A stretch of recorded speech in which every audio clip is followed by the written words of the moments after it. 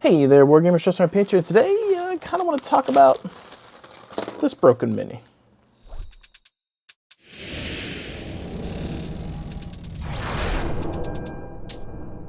I'd like to welcome you guys back to the channel. Thank you for tuning in today. If you're new here, please alpha strike that like, subscribe button.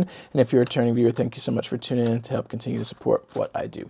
That said, I was really hoping that bag dump of the direwolf here was going to be more spectacular and only part fell out, so my intro was kind of poop, but I did try. So today's video is going to be brief. One of my viewers sent this over to me because he had two of them, and we were talking at Northern Assault, and it might have also been Southern Assault some too, talking about the process for how this was painted. And we both had some speculations on what we thought, and this adds some confirmations. And we wanted to showcase the mini so that we could let you guys kind of see what we see and what we think is going on.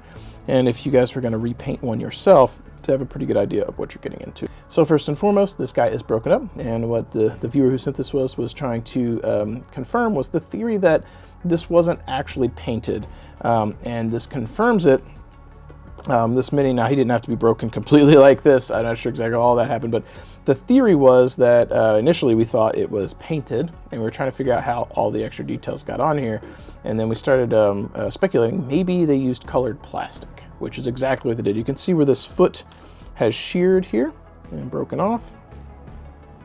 And where it has sheared and broken, you can totally see that the internal plastic is indeed blue. It's blue. Actually, I don't know, he might actually just straight cut that. I'm not sure. Yeah, I bet he probably had some crazy tool to get that to cut. That's nuts. Pretty straight flush cut. Anyway, he did get that cut, and you were able to see completely inside that that is indeed blue. So this whole model's core is blue for the insides. And then you've got the joints here that they probably hand painted gray, and you can see where there was blue inside here, and then it pulled off the gray onto the actual like glue where they glued this together, which means for them to achieve this paint scheme, plastic injected, and the plastic little pellets they're using for the injection were blue in color. They're coming in and they're ostensibly hand painting some. So they probably hand painted the blue tips in here, probably hand painted the ring there, and then they're doing some type of oil wash across the top or enamel wash so they can clean it up and like add some depth and detail. The same stuff I do in my YouTube videos, except they're, you know, unfortunately Chinese labor probably, so the detail that they're doing is not the same as what you do if you're doing it by hand, but that's essentially what's happening. The thing that was throwing us for a loop was how they achieved the checker patterns on here, which we did not think was a decal. I could kind of scrape that off right there, but this right here, the way it blends over, to do that with a decal would be kind of a pain in the butt. It's not perfect, but it would take a lot of microsol, microset. We're thinking they might be using some kind of like UV printing or something like that, or some type of process, because of the way they go across, and they're not really distorting too much. Like right here it kind of does, which if it was UV printing this direction, you'd be getting these really solid ones, and then as the stuff goes down here, it would be kind of distorting, but then it kind of sort of wraps. So we're not sure exactly what technology they're using there, but they did not look like standard decals. Do we have?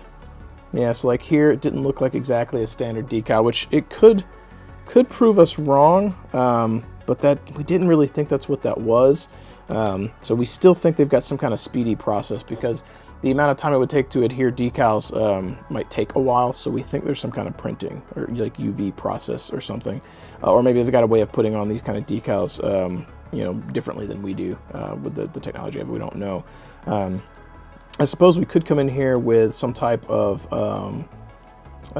microsol, microset to see if we can get them soft enough to come off, but that might not work, so we're not sure. But the way some of these things go on, it just looks very odd. So we think they might be some type of printing, and then obviously probably hand painted the lenses there. So what does that mean for you guys at home looking at this? Because you're probably curious, like, what's going on? So first of all, we were able to identify that this was just colored plastic. So if you were trying to strip it, it's always going to be blue. If you're going to repaint, you're going to get it down to the base blue, and that's all that's going to happen.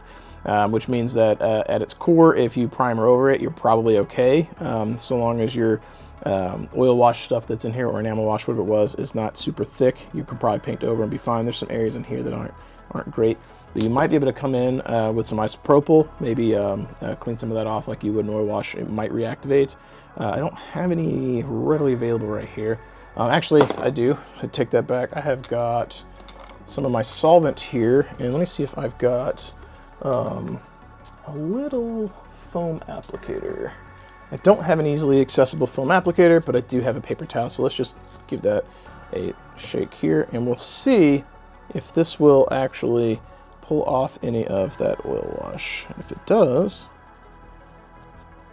then you know that might be to do it. If it doesn't, they might be sealed. I feel like we're getting a little bit to come off, not a lot. So there might be some type of, it might have been sealed in some way. I really was working right here because if we could see that come off, then we kind of know. And that solvent ought to do the job. But I can give it a quick spritz with isopropyl. I think I've got a bottle of that in here. Let me look. Let's take a peek. I do indeed have a bottle of isopropyl, so we're just going to give this a quick spritz.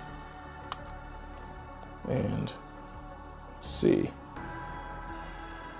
Okay, yeah. So it's not really getting that off, but I can't, maybe it's just me. Am I just crazy? It looked like that was getting a little bit cleaner. I feel like we've made a little progress actually on cleaning that spot up. It just might take a bit because this is really set on there. So if they didn't seal it, you know, this has been drying on here for quite a while. So your mileage may vary for trying to clean these up. It's not as easy as cleaning the oil wash right back off of something, but it doesn't look so heavy that it might be an issue. The problem that I have with some of these is like the mold lines and stuff. So if you want to clean them, especially that black, which is probably paint. Yeah, so you can see scrape that right off. So that's hand painted. So if you want to clean the mold lines, you're then scraping that off. So it's like if you want to make it proper, you're gonna have to repaint it. There's no way to clean it up and get rid of that stuff without repainting, which is fine. If you're cleaning the mold lines, you're probably repainting anyway. But you might be able to get away without having to strip it. Nothing looks particularly thick. I probably could do a follow-up and see if you can spray this with a primer and see how well it takes, and use that as an example as well. Boom! In fairness to you guys on the channel, I couldn't talk about it could probably take primer and then not go prime this damn thing. I got them back together. You can still see a little bit of a seam here where this guy was cut, so I got them back together as best I could. But I wanted to be able to see like what this would look like primed. And honestly, I feel like detail looks fine. Add some areas up here where I struggled to get the primer to adhere properly because the surface, it just didn't want to grip it. Almost like it was oily. But it went on smooth after everything was done, so it dried fine.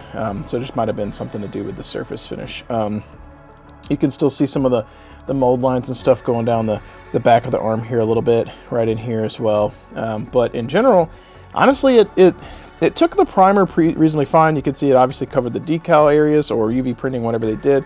Cover the canopies. Should be able to still paint in here pretty nicely. Now, granted, this was an airbrush and I accidentally had a little spurt. Actually, I don't know if that was a spurt. I think it's where I closed the cap on the primer and just slung a little dot of red or white paint when I clicked it.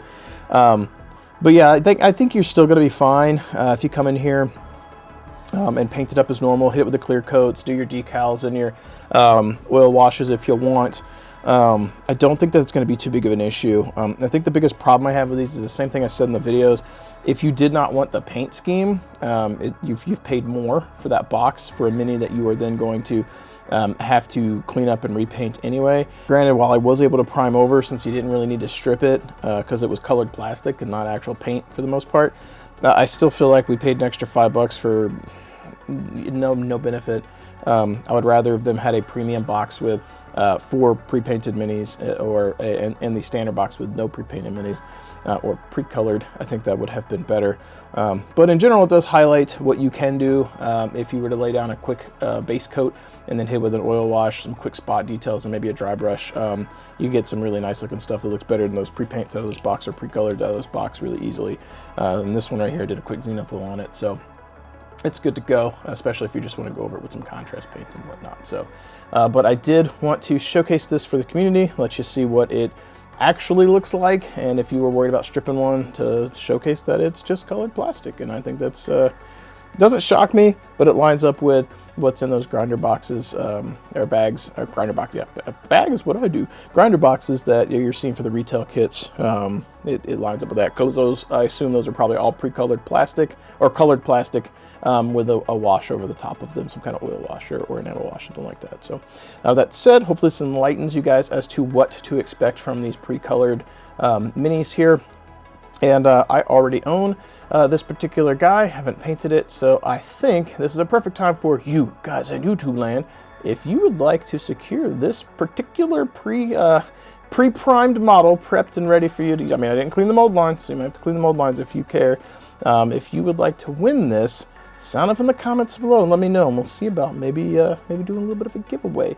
While you're at it, if you'd like to super support the channel, check me out on Patreon. That said, guys, that's all I've got for you today. Big shout out to my buddy who sent this to me to showcase on the channel. He probably didn't know I was going to put it back together and prime it. I didn't know I was going to put it back together and prime it either, but you never know. Sometimes you get on here, start doing stuff, and things happen. That said, thank you guys for tuning in. As always, keep painting your models, keep rolling your dice, and I will catch you guys next time. Thank you so much for watching and being here with me today. I pour a lot of time and passion into every video, and I genuinely hope it adds something to your hobby experience. If you've enjoyed today's content and want to see more, consider supporting me over on Patreon. Every little bit of support helps fuel what I'm doing here, and it truly makes a difference. Whether it's a few dollars or simply sharing the channel with others, your support means the world to me and allows me to keep doing what I love and hopefully inspiring you along the way. A huge thank you as well to all my sponsors, Monument Hobbies, Fortress Miniatures and Games, Baron of Dice, and Deathler Designs as well. Their backing is vital to the channel, and if you're in the market for top quality paints, miniatures, dice, or terrain, please check out their links below. Not only will you be picking up some great products, but you'll also be supporting this growing community we share together. Thank you so much for watching, and for your time, and for being a part of this journey with me. As I sign off today, let's go ahead and highlight some awesome patrons who are helping fuel this journey we're on together and helping keep things going.